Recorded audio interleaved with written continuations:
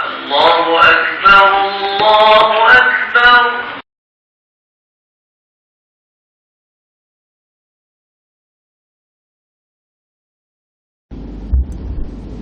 Assalamualaikum warahmatullahi wabarakatuh. Bismillahirrahmanirrahim. Alhamdulillahi rabbil alamin. Wassalatu wassalamu ala asyrafil anbiya wal mursalin wa ala alihi wa sahbihi ajma'in. Rabbi shrah li sadri wa yassir li amri wahlul 'uqdatam min lisani yafqahu qawli. Amma ba'd.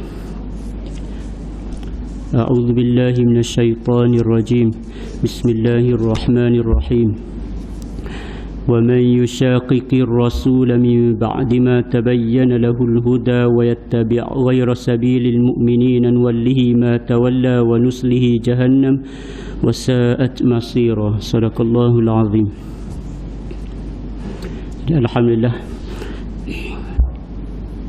dapat tunaikan satu kewajipan, sama ada fardu ain ataupun fardu kifayah.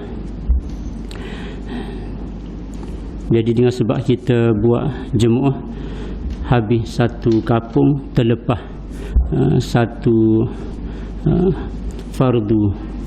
Jadi dengan sebab kita buat hak lain tu juga terlepas. Kalau kita tak buat habis satu kampung, dosa. Jadi semaya jemaah. Jadi alhamdulillah kita kena cari jalan juga biar kita ni syukur. Jadi walaupun kita duduk tempat rendah dah, tapi kalau kita nak syukur kena pandai lebih rendah lagi. Jadi kita cari jalan biar sama-sama boleh syukur. Jadi syukur tu pula bukan untuk Allah Ta'ala tapi untuk kita juga.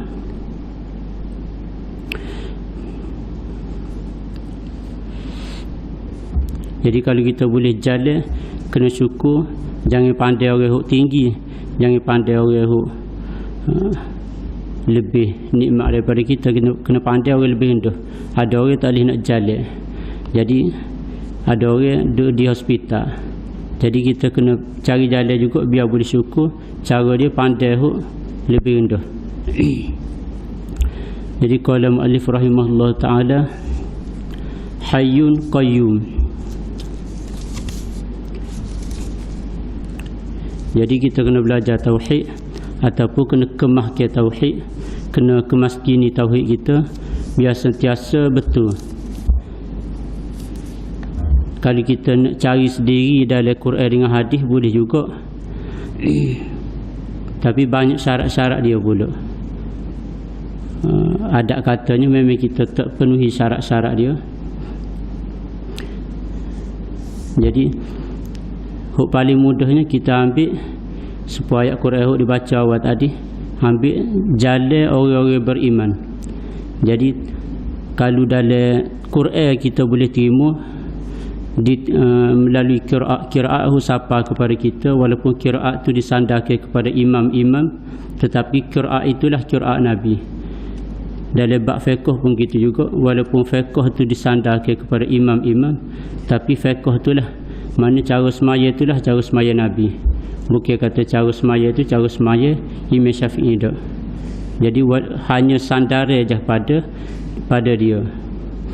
Supaya Quran tu kita sandar kepada imam-imam tu, tapi bacaan Quran itulah huk bacaan Nabi. Begitu juga dalam bab tauhid, walaupun disandarkan kepada imam-imam tu, tapi tauhid itulah tauhid Nabi. Bukan kata tauhid huk pada di sisi imam tu dah, tapi tauhid itulah tauhid Nabi. Jadi banyak-banyak kitab tauhid itu, antara yang diakuinya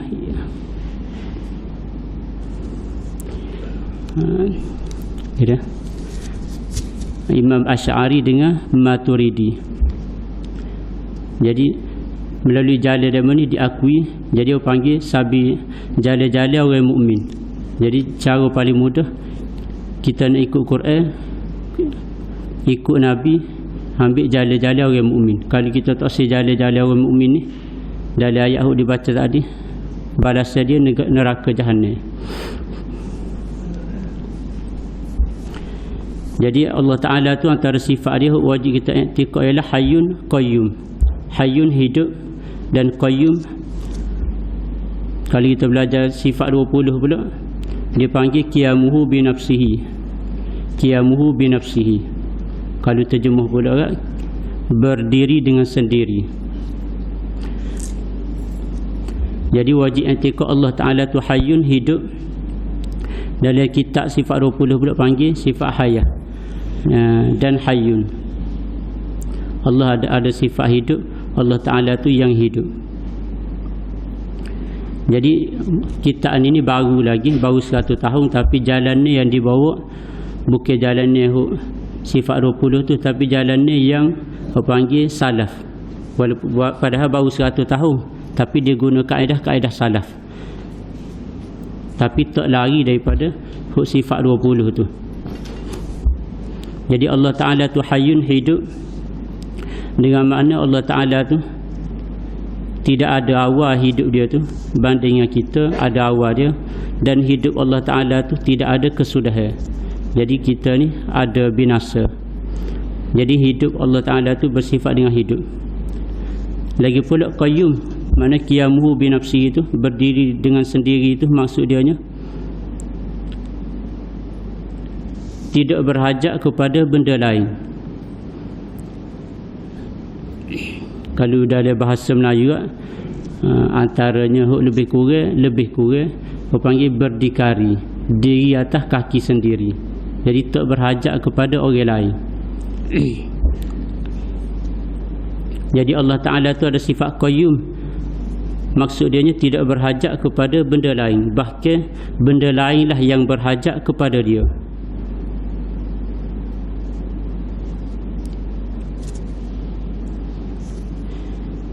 Jadi kelebihan bila kita i'tiqad lagu ni, Allah Ta'ala tu hidup, Allah Ta'ala tu depan tu sikit lagi dia kata la ta'khudhu sinatun wala naum. Tidak, Allah Ta'ala tu tidak ngantuk dan juga tidak tidur. Ngantuk pun tak, tidur pun tak. Ngantuk tu lebih kurang kalau orang lain ni panggil makro sleep ke apa. Jadi orang panggil terlelap. Akal tu masih lagi jalan, mata tu terlelap tidur. Banyak orang accident tu gitu. Jadi mata tu tidur, akal tu masih jalan lagi. Kalau kecek tu dia boleh japuk lagi. Jadi ngatuk pun tak, tidur pun tak. Jadi Allah Ta'ala tu hidup. Jadi bila kita boleh i'tiqad lagu tu Allah Ta'ala tu hidup, maknanya Allah Ta'ala tu lah tepat sepatutnya kita gantung.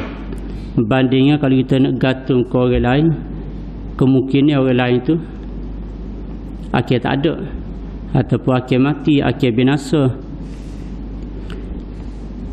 Jadi untung yang gantung dengan Allah Ta'ala tu hidup, tak akhir binasa.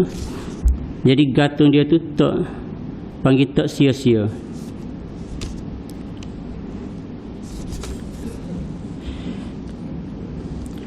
Badi'us samawati wal ardi wa idza qada amran fa innama yaqulu lahu kun fayakun.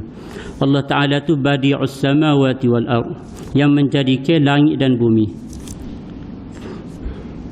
Badi'us sama, yang menjadikan langit dan bumi. Jadi setengah guru tu dia tak boleh terjemah dengan mencipta.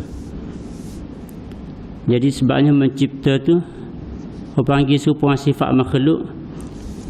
Boleh cipta kereta, maksudnya kereta tu asalnya tak ada lagi. Jadi dia boleh cipta kereta. Cipta tu dengan sebab hasil dia tu, orang panggil kajian-kajian dia, terciptanya kereta.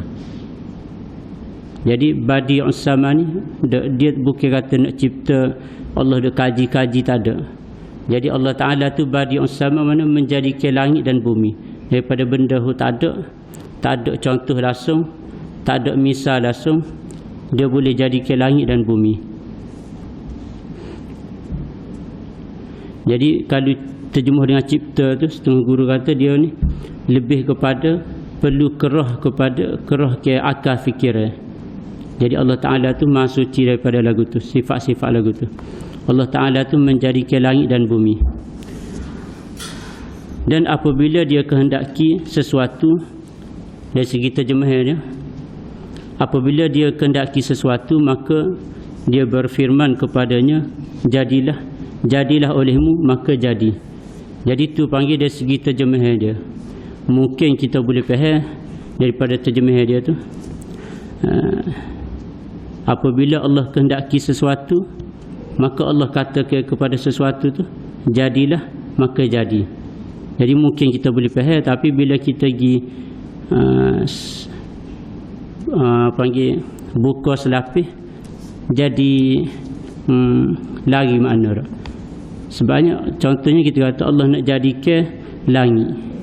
Jadi kalau kita berdasarkan kepada terjemahan itu, Allah nak jadikan langit, Allah berfirman kepada langit, jadilah olehmu, maka jadilah langit.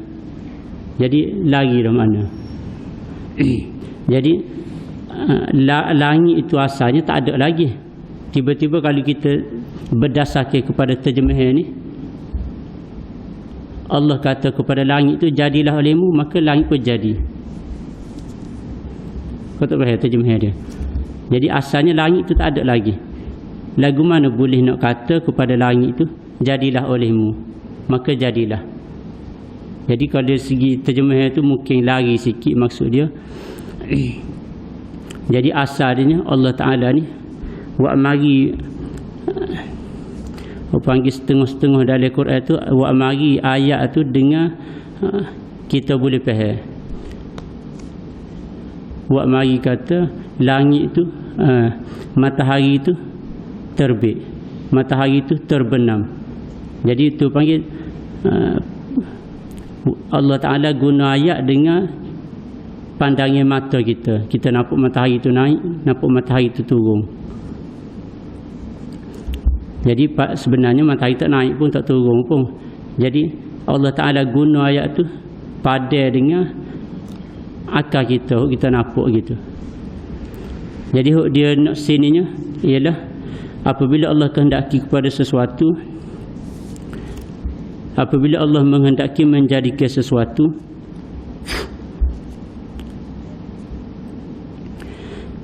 nescaya akan jadi.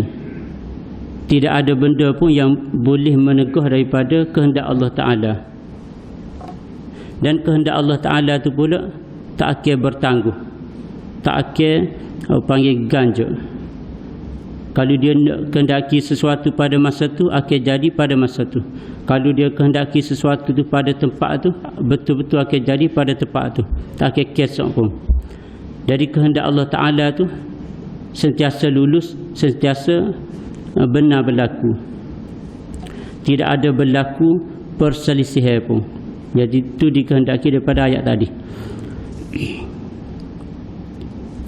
Allahu khaliqu kulli syai'in wa huwa ala kulli syai'in wakil.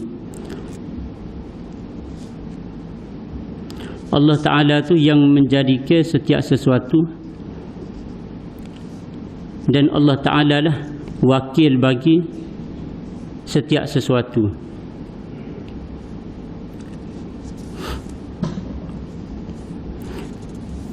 Jadi kalau kita ngaji sifat 20 cukup memadai dengan iradah, tak ada tafsir dah. Jadi musannif dia mari dengan panggil dengan jalan yang salaf lagunya. Jadi tak cukup dengan sebut iradah, kehendak. Jadi dia mari dengan panggil lebih kepada tafsir-tafsir lagi. Tafsir dia tu pula dia guna daripada ayat-ayat Al-Quran. Jadi kehendak Allah Ta'ala tu sentiasa berlaku. Allah Ta'ala lah yang menjadikan setiap sesuatu, dan Allah Ta'ala lah wakil bagi setiap sesuatu. Maksud wakil tu pula ialah yang mentadbirkan sesuatu tu. Jadi kalau perkataan wakil tu pula supaya kita guna juga, kita wakilkan seseorang itu buat sesuatu. Maksudnya orang itulah yang tadbirkan kepada sesuatu tu.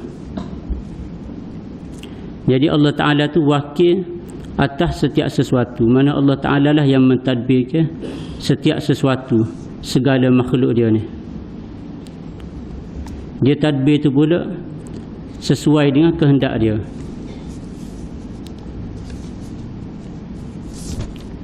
Wa annahu ta'ala ala kulli syai'in qadir, dan sesungguhnya Allah Ta'ala tu pula, ni pula dia nak masuk sifat kudrah. Sesungguhnya Allah Ta'ala tu maha berkuasa atas setiap sesuatu, berkuasa menjadikan dan berkuasa juga meniadakan, membinasakan sesuai dengan kehendak dia. Jadi iradah kehendak Allah Ta'ala dan kudrat Allah Ta'ala tu berlaku selari.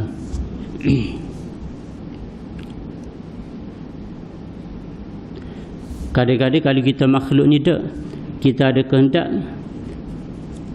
hok kita nak buat tu kadang-kadang lari daripada kehendak kita. Hok mudahnya kita bawa kereta nak sampai kepada destinasi. Jadi kehendak kita ni nak sampai dengan selamat, tiba-tiba tak selamat, na'udzubillah. Jadi kita kehendak kita ni tak selari dengan panggil hok kita nak buat. Hok kita buat tu tak selari dengan kehendak kita. Jadi kalau kita jetik pun, kadang-kadang kita jetik guli pun tak selari dengan hok kita nak.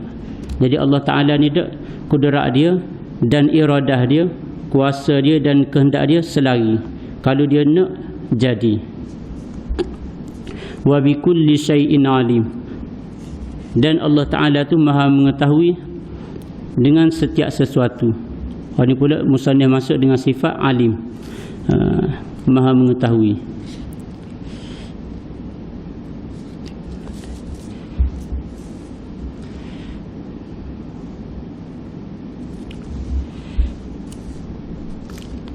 Qad ahata bi kulli syai'in ilmah, dari pengetahuan Allah Ta'ala tu meliputi setiap sesuatu. Tidak ada pun sesuatu yang berselindung ataupun di luar pengetahuan Allah Ta'ala. Sehingga dia kata wa ahsa kulla syai'in adada, dan Allah Ta'ala tu boleh tahu bilangnya setiap sesuatu. Boleh tahu bukan setakat dengan jalan ijmal ataupun terjemah dengan borong, bahkan boleh tahu dengan jalan tafsil, dengan jalan terperinci.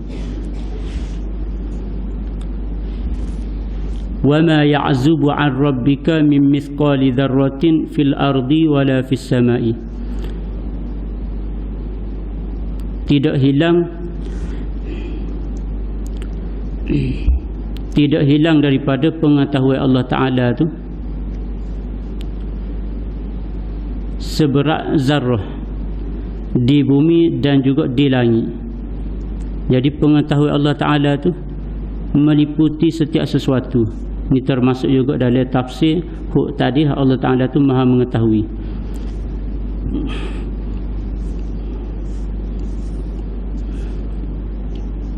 Sehingga ke Allah Ta'ala tahu tu benda tu dengan cara terperinci, sehingga ke zarrah ataupun debu-debu berterbangan kita boleh tengok di bawah cahaya matahari tu, cahaya matahari pagi tu boleh nampak ada terbang. Jadi bilangan-bilangan semua tu boleh tahu belaka. Tak ada terkeluar daripada pengetahuan Allah Ta'ala.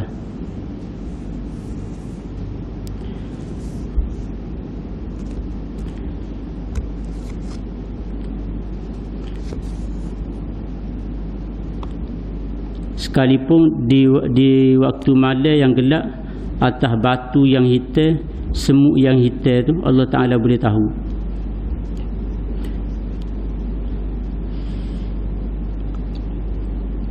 Jadi Allah Ta'ala ataupun musannif ni dalam Quran sendiri guna ibarat di langit dan di bumi. Padahalnya pengetahuan Allah Ta'ala tu melebihi daripada langit dan bumi. Jadi cukup sekadar guna langit dan bumi, sebab tu jauh kita nampak. Jadi cukup sekadar tu ya. Panggil oyak kata panggil bersangat Allah Ta'ala tahu tu cukup dah. Walaupun makhluk Allah Ta'ala tu Allah Ta'ala yang lebih tahu.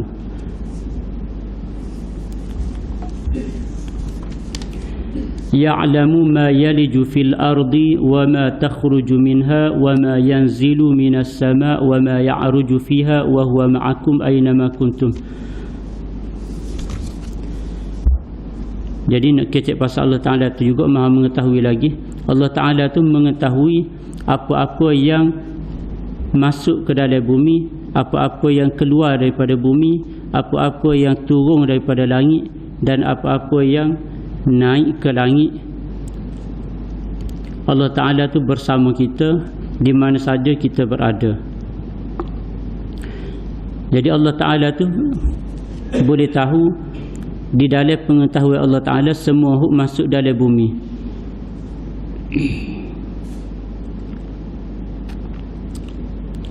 Masuk dalam bumi, contohnya kalau syarah ni kata, contohnya kita kalau zaman dulu tanah panggil sipir harta dalam bumi. Jadi tu panggil benda daripada di luar masuk ke dalam bumi. Antaranya lagi orang mati. Jadi orang mati tu asal ada atas bumi, di tanah dalam bumi. Jadi panggil benda yang masuk dalam bumi.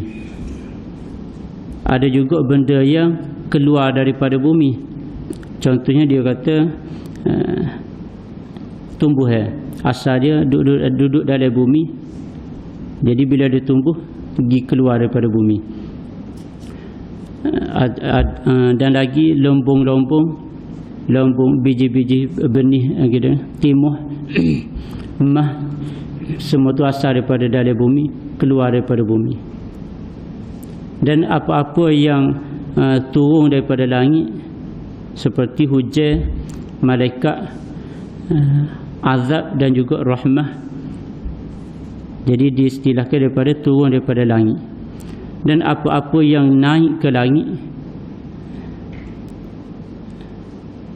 daripada amalan-amalan, jadi diguna naik ke langit. Dan doa-doa yang diangkat dan arwah, ruh-ruh itu panggil naik ke langit. Jadi Allah Ta'ala tu hampir dengan kita di mana saja kita berada. Mana pengetahuan Allah Ta'ala tu panggil sentiasa, panggil meliputi setiap sesuatu, tak ada terkecuali. Sehingga dikatakan segala rahsia-rahsia yang ada dalam hati, segala panggil kata-kata kita dalam hati, baik ke buruk, semua tu Allah Ta'ala tahu belaka.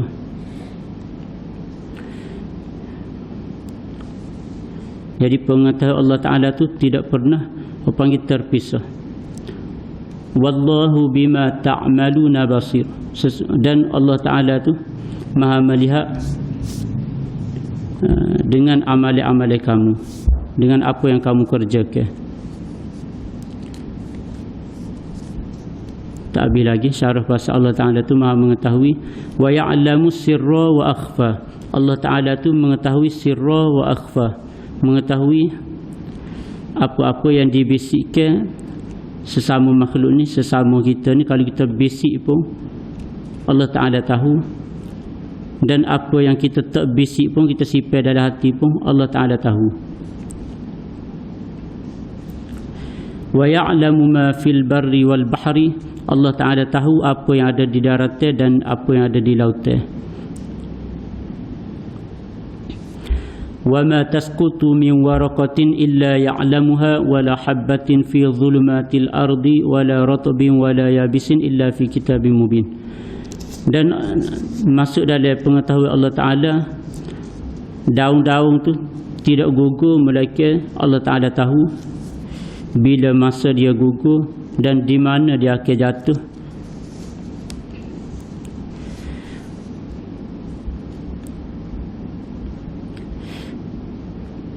Dan biji-biji yang ada di dalam bumi, Allah Ta'ala tahu bila dia akan keluar Dan biji-biji yang ada dalam bumi tu Allah Ta'ala tahu hok mana akan keluar, hok mana panggil pakar kering lagu tu ya.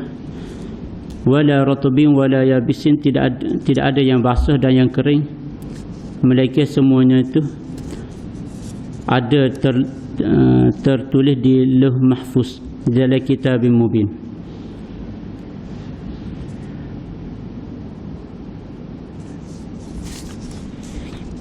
Seterusnya musannif masuk pula dalam sifat Allah Ta'ala iradah. Wa annahu ta'ala muridun lil kainat mudabbirun lil hadithat. Wa annahu la yakunu kainun min khairin aw syarrin aw naf'in aw darrin illa biqada'ihi wa masyiatihi. Sesungguhnya Allah Ta'ala tu yang menghendaki,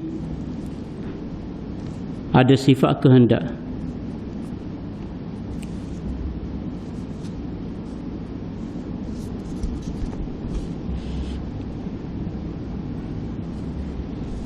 Jadi kehendak Allah Ta'ala tu yang selari dengan kuasa dia tu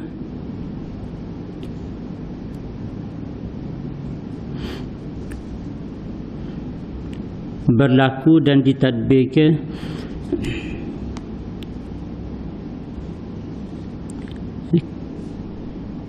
kuasa Allah Ta'ala tu berlaku dan sesuai dengan kehendak Allah Ta'ala tu, Allah Ta'ala boleh yang menghendaki semua yang terjadi pada makhluk ni, nak jadi pendek ke, nak jadi panjang ke, nak jadi baik ke, nak jadi jahat ke, nak tentukan seorang tu alim ke ataupun jahil, dan nak menentukan sesuatu tu duduk di mana. Jadi semua tu atas kehendak Allah Ta'ala.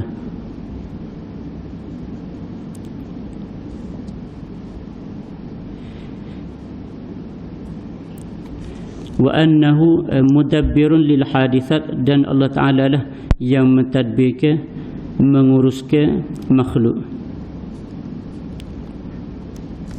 Wa annahu la yakunu, dan sesungguhnya Allah Ta'ala tu, dan sesungguhnya sesuatu ni sama ada baik ke ataupun jahat, ataupun manfaat ataupun mudarat, semua tu berlaku dengan kehendak daripada Allah Ta'ala.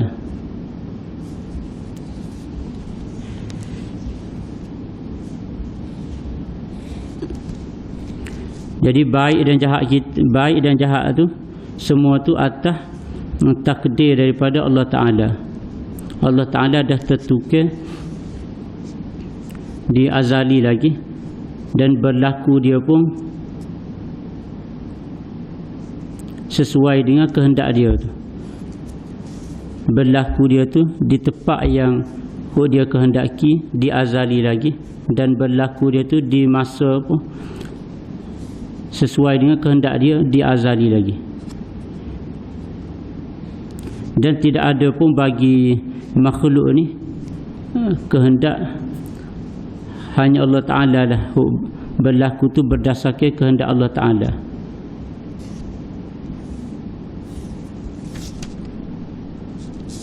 Jika kata semua makhluk berhimpun nak membuatkan sesuatu, tak akan luluh kalau kehendak Allah Ta'ala di azali tu tak si buat. Fama syaa kana wa ma lam yasha' lam yakun. Apa-apa yang Allah kehendaki itu niscaya akan berlaku, dan apa-apa yang Allah Ta'ala tidak kehendaki itu niscaya tak akan berlaku. Walau ijtama'al khalqu kulluhum ala an yuharriku fil wujudi dzarratan aw yusakkinuha duna iradatihi ta'ala la'ajazu anhu. Dan jikalaulah berhimpun sekalian makhluk, sekalian semua sekali berhimpun nak buat sesuatu, ataupun nak menghapuskan sesuatu, ataupun nak menggerakkan sesuatu,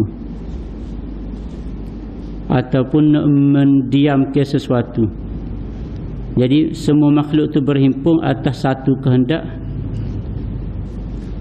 berlawannya dengan kehendak Allah Ta'ala. Niscaya kehendak Allah Ta'ala lah yang akan berlaku. Jadi itu panggil i'tiqad kita mengenai kehendak Allah Ta'ala. Jadi kalau sifat 20 itu sekadar dengan satu perkataan saja, iradah. Jadi kena tafsir sendiri. Jadi sini tak perlu dia mari semua sekali. Jadi kehendak Allah Ta'ala itu berlaku. Kehendak Allah Ta'ala di azali lagi.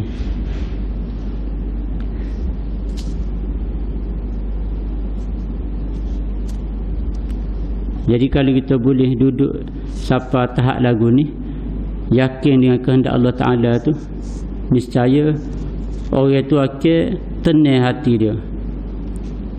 Sebab dia tahu semua tu berlaku sesuai dengan kehendak Allah Ta'ala. Dia tak nampak ada makhluk, jadi dia nampak Allah Ta'ala. Jadi dia pun tak marah ke orang, sebab dia kembali pada Allah Ta'ala. Dan dia tu pula tidak kata sangat lobo ke benda dia tak ada. Sebab dia tahu kalau Allah Ta'ala tentu ke, niscaya dia akan boleh. Jadi orang yang betul-betul tahu sifat kehendak Allah Ta'ala ni, iradah Allah Ta'ala tu, dia akan jadi orang yang panggil tenang, bahagia. Wa annahu ta'ala sami'un basirun. Sesungguhnya Allah Ta'ala tu maha melihat dan maha mendengar dan maha melihat. Jadi dia masuk pada Allah Ta'ala sifat sami' dan sifat sami' dan basir. Allah Ta'ala tu maha mendengar Allah Ta'ala tu tidak perlu kepada rongga, tidak perlu kepada cuping telinga. Dan Allah Ta'ala tu maha melihat, tidak perlu kepada mata dan tak perlu kepada kelopak mata. Dia boleh mendengar dan melihat tu segala pergerakan, dan sekalipun di waktu malam tidak perlu kepada cahaya, tidak ada berselindung, tidak ada jarak. Jadi beza dengan kita mendengar benda dekat, melihat benda dekat, tak lihat benda di sebalik dinding. Jadi melihat kita tu berhajat kepada cahaya.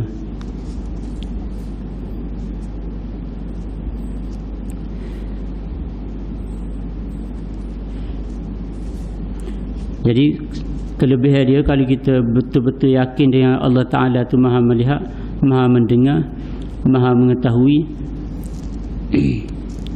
jadi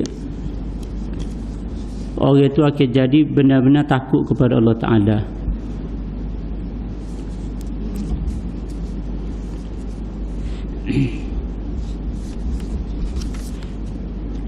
Mutakallimun bikalamin qadimin azaliyin la yushbihu kalamal khalqi.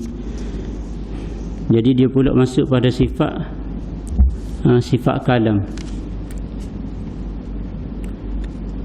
Jadi kalau mengaji sifat 20, Allah Ta'ala tu berkata-kata, ada sifat berkata-kata. Jadi berkata-kata Allah Ta'ala tu, Allah Ta'ala berkata-kata dengan kata-kata yang qadimin, azaliyin, mana bukan benda baru. La yushbihu kalamal khalqi, tidak serupa dengan kata-kata manusia. Jadi kata-kata kita ni ada suara, ada huruf, boleh ditulis.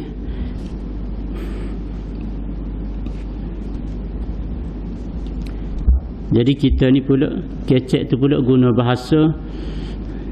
Jadi semua tu panggil tak boleh nak kata kepada Allah Ta'ala.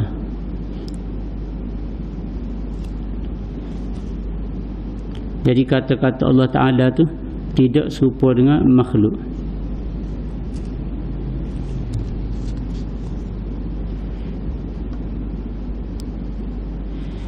Wa annal Qur'anal azima kalamuhul qadim.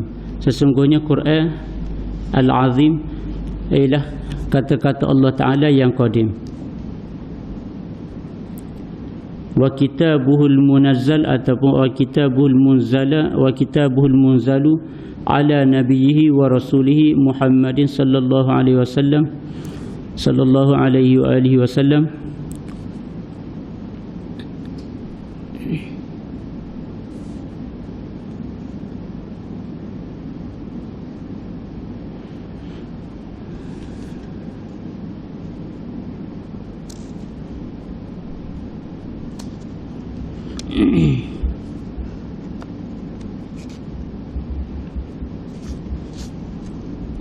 Jadi Quran itu ialah termasuk dalam kalam Allah Ta'ala.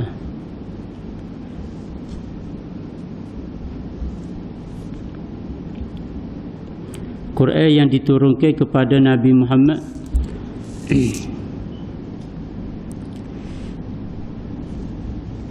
jadi Quran itu adalah kalam Allah Ta'ala. Tapi kita tak boleh nak tunjuk kepada Quran, tak boleh nak tunjuk gitu. Ini iktikad dalam hati kita, Quran itu kalam Allah Ta'ala. Kalau kita main tunjuk gitu, waktu tu orang panggil cetakan baru, nak terai kan, nak tahu. Jadi iktikad kita ni Quran itu adalah kalam Allah Ta'ala. Tapi bukan kata tunjuk gini, tunjuk pergi Quran tu tunjuk. Jadi kalau main tunjuk gitu, ini baru main tunjuk gini. Iktikad kita Quran itu adalah kalam Allah Ta'ala, diturunkan kepada Nabi Muhammad sallallahu alaihi wasallam. Jadi Quran kalam Allah Ta'ala itulah yang dipertahankan oleh Imam Ahmad sehingga disebab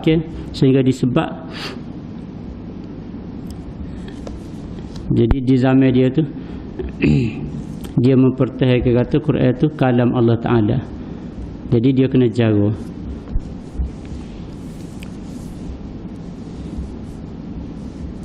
Ataupun dalam nak suruh kita tu bezakan antara taksir tunjuk tu, taksir tunjuk gitu. Imam Ghazali dia buat mari lagi Quran itu kalam Allah Ta'ala, diturunkan kepada Nabi Muhammad, dibaca, dan itulah Quran yang ada dalam dada-dada. Jadi tujuan dia buat mari semua tu nak ayat kata jangan kita duk tunjuk gitu. Jadi Quran mana Quran hok dibaca, Quran mana hok ada dalam dada, Quran mana Quran yang diturunkan kepada Nabi Muhammad sallallahu alaihi wasallam. Jadi kita kena iktikad lagu tu. Jadi kita kena semuk semua iktikad kita ni biar betul. Jadi iktikad kita tu pula biar selari, dia kena cukup syarat iktikad kita ni betul dengan Quran, betul dengan hadis. Lepas tu pula iktikad kita lah yang panggil satu jalan yang diambil oleh mukmin. Supaya dalam ayat tadi tu, siapa-siapa yang ambil jalan selain pada jalan mukmin disediakan neraka Jahannam. Jadi kalau kita tak pandai bukan ahli dia, walaupun betul ambil daripada Quran dan hadis, tapi kalau tidak selari dengan apa yang dipahami oleh orang-orang mukmin sebelum daripada kita, mana tu panggil kita hok lari. Bukan kata imam-imam hok dulu tu salah dak. Jadi kadang-kadang kita kata apa panggil terkeluar gitu, bunyi kata kita hok betul imam-imam dahulu tu salah dak. Kita kena tukar ayat, kita hok tak jumpa cari sebenar jalan imam-imam dahulu. Jadi sabilal mukmin itu ayat Quran kata kena ikut jalan-jalan orang mukmin. Jadi iktikad imam-imam itu sudah diakui lebih daripada 1000 tahun dah. Kalau kita jumpa jalan lain lagi, mana kita tak betul. Jadi insya-Allah sama-sama kita semak i'tiqad kita biar betul. Subhanakallahumma bihamdika asyhadu an la ilaha illa anta astaghfiruka wa atubu ilaik. Wa la haula wa la quwwata illa billahil aliyyil azim. Bismillahirrahmanirrahim. Alhamdulillahi rabbil alamin. Wassalatu wassalamu ala asyrafil anbiya wal mursalin wa ala alihi wa sahbihi ajma'in. Allahumma arhamna bil Qur'an waj'alhu lana shifaa'an wa imaman wa nuran wa hudan wa rahmah. Allahumma dhakkirna minhu ma nusina wa 'allimna minhu ma jahilna warzuqna tilawatahu ana al-laili wa atrafan nahar waj'alhu lana hujjatan ya rabbal alamin. Wa sallallahu ala sayyidina Muhammadin wa ala alihi wa sahbihi wasallam. Walhamdulillahi rabbil alamin.